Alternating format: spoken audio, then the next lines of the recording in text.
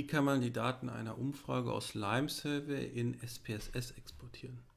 Der erste Schritt ist natürlich, die Umfrage auszuführen und dann zu stoppen, wenn man alle Daten gesammelt hat. Dann werde ich gefragt, ob ich die Umfrage zeitlich beenden möchte oder deaktivieren. Da klickt man auf Umfrage zeitlich beenden und dann kann man die Daten exportieren. Und zwar findet sich das hier ganz rechts unter dem Punkt Antworten.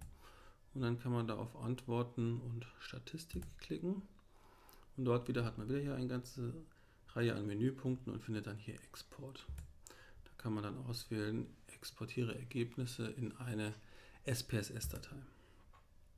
Jetzt werde ich erstmal gefragt, ob ich alle Antworten exportieren will. Ja, welche SPSS-Version ich habe, 16 oder höher. Und dann kann ich jetzt hier die Syntax und die Daten exportieren.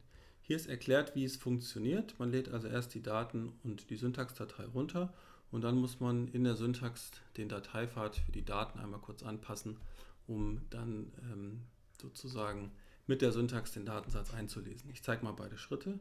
Der erste Schritt ist das Exportieren der Syntax.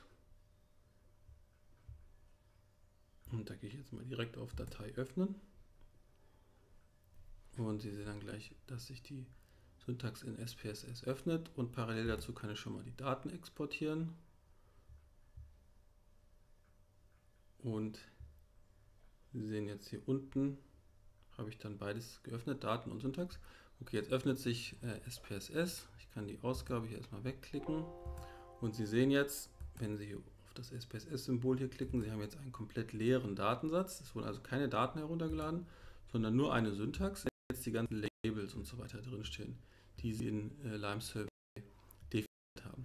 Was jetzt fehlt, ist dieser zweite Schritt, dass man diese Zeile, in der der Datensatz angesprochen wird, jetzt so anpasst, dass das mit dem Dateipfad übereinstimmt, wo man jetzt gerade diese Datei hingeladen hat. Also das heißt, Sie sehen, hier steht schon mal der komplett korrekte Dateiname für den Datensatz, aber es muss noch ergänzt werden um den Dateipfad, wo das Ganze hingespeichert wurde. Dafür gehe ich hier nochmal in meinen Explorer und hier, wo die Daten runtergeladen wurden, kann ich ja klicken auf im Ordner anzeigen. Dann geht er in meinen Download-Ordner, wo der Datensatz hier angezeigt wird und dann kann ich hier oben drauf klicken und dann bekomme ich den kompletten Dateipfad. Das kopiere ich also einmal und dann gehe ich wieder in SPSS in meine Syntax und füge das dann genau hier ein. So, Sie sehen also, jetzt steht hier der komplette Dateipfad. Noch darauf achten, dass natürlich auch hier nochmal ein Backslash hin muss. Dass es also so aussieht, dass Sie den Dateipfad komplett haben und dann hier den Dateinamen. Und dann müssen Sie die Syntax einmal komplett laufen lassen. Dafür kann man alles markieren und es ausführen. Oder man kann hier auf Ausführen gehen und dann alle. Dann läuft die Syntax einmal komplett durch. Und sobald das geschehen ist, können Sie dann in den Datensatz reingucken.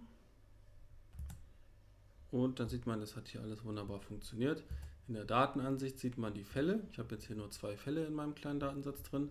Und in der Variablenansicht sieht man, dass zu den Variablen, ich hatte hier so 3, 4 Fragen, dass zu den Variablen auch immer die Wertelabels hier exportiert wurden. Also Stimme voll und ganz zu, Stimme zu und so weiter.